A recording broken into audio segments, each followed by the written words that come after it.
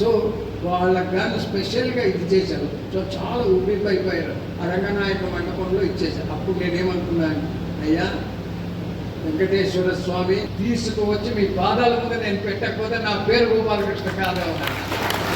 అప్పుడు ఆ విధంగా అంటే కొన్నిసార్లు పరిస్థితులు అలా ఉంటాయన్నమాట. ఇంకొక చిన్నది తమాషగా చెప్ప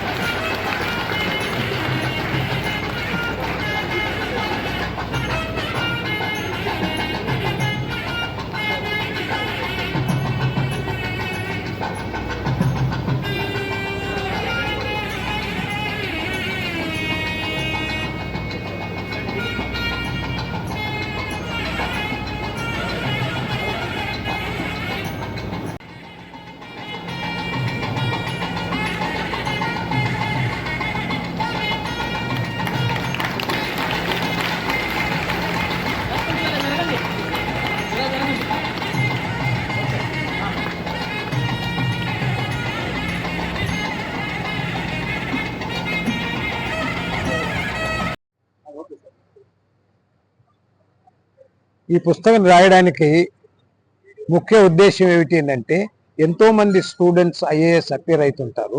కానీ వాళ్లకు ఏ విధంగా చదవాలి, ఏం చదవాలి, ఎలా చదవాలి, ఈ విషయాలన్నీ కూడా క్లుప్తంగా పుస్తకంలో నేను రాశాను అన్నమాట. 10 సూత్రాలు కూడా అందులో ప్రస్తావించాను. అది పాటించినట్లయితే చాలా మంది ఐఏఎస్ పాస్ అవ్వడానికి వీలు కల్పిస్తుంది అన్నమాట.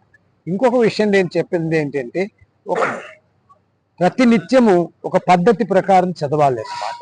ఉదయం పూట 5 గంటలకు లేచినట్లయితే 7 గంటల వరకు ఇంట్లో కూడా అందరూ పడుకునే ఉంటారు. ఆ సమయంలో మనం చదివినట్లయితే, ఏదైనా కఠినమైనటువంటి పుస్తకం ఉన్నా కూడా ఆ సమయంలో చదివినట్లయితే అది బాగా బుర్రకెక్కుతుంది అన్నమాట. అది మనం గమనించవలసినటువంటి విషయం.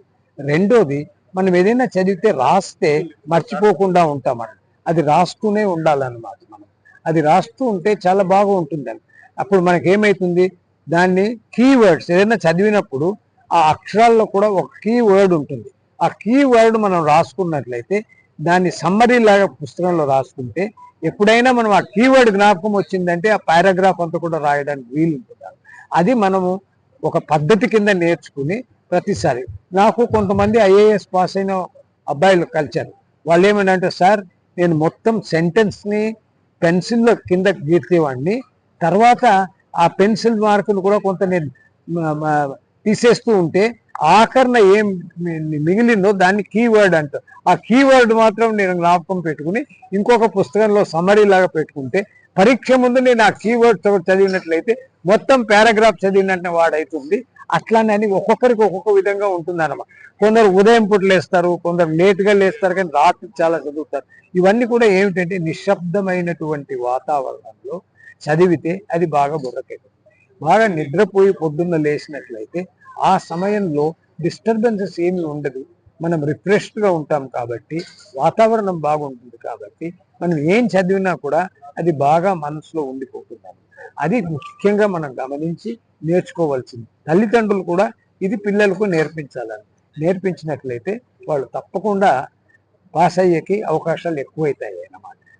తర్వాత ఎవరైనా ఐఏఎస్ చదవాలనుకుంటే మెంటార్స్ని గురువులుగా మనం తీసుకోవాలి.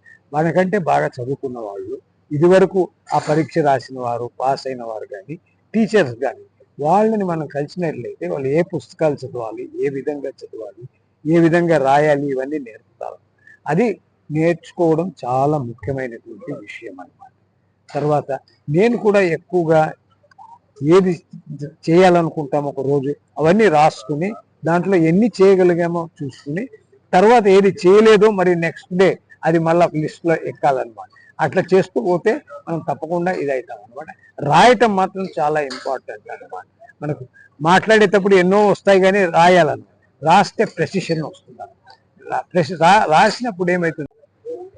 నమస్తే అండి, నేను Sharath Chandra, managing director of Sharath Chandra IAS academy. ఈరోజు శరత్ చంద్ర ఐఏఎస్ అకాడమీ విద్యార్థులనే కాకుండా విజయవాడలో ఉన్న డిఫరెంట్ కాలేజెస్ నుంచి వచ్చిన స్టూడెంట్స్ కానీ అలాగే మేనేజ్మెంట్ మీద సివిల్ సర్వీసెస్ మీద ఇంట్రెస్ట్ ఉన్న అందరినీ కూడా గ్యాదర్ చేసి Gopal Krishna IAS retired IAS సార్తో అతని బుక్ లైఫ్ ఆఫ్ కర్మయోగిని లాంచ్ చేయించడమే కాకుండా ఆ బుక్ లోని ఎస్సెన్స్ చెప్పడం జరిగింది. అది ఆస్పైరింగ్ సివిల్ సర్వెంట్స్ కి అలాగే రీసెంట్ గా మాకు వచ్చిన ర్యాంకర్స్ ఎవరైతే 62nd rank 68th ranks IAS సాధించారో వాళ్ళు కూడా రావడం జరిగింది. ఆల్రెడీ సివిల్ ఎంటర్ అయిన వాళ్ళకు కూడా ఈ బుక్ ఎంతో యూజ్ అవుతుంది. ఇది సార్ యొక్క 60 years ఆఫ్ సివిల్ ఎక్స్పీరియన్స్ మీద డిపెండ్ అయిన బుక్ కాబట్టి మేనేజ్మెంట్ కానీ పబ్లిక్ అడ్మినిస్ట్రేషన్ కానీ హెచ్ఆర్ కానీ పర్సనల్ కానీ ప్యాట్రియోటిక్ థింగ్స్ కానీ అన్ని బుక్లు ఉంటాయి కాబట్టి ఖచ్చితంగా హెల్ప్ అయింది. అలాగే సెషన్ లో స్టూడెంట్స్ వారు క్వశ్చన్ అడిగారు, డౌట్స్ క్లియర్ చేసుకున్నారు.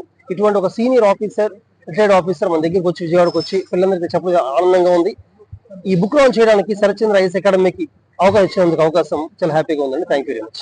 మనకి శరత్చంద్ర ఐఏఎస్ అకాడమీ విజయవాడలో 8 బ్రాంచెస్ ఉన్నాయండి. అలా హైదరాబాద్ ఢిల్లీలో కూడా బ్రాంచెస్ ఉన్నాయండి.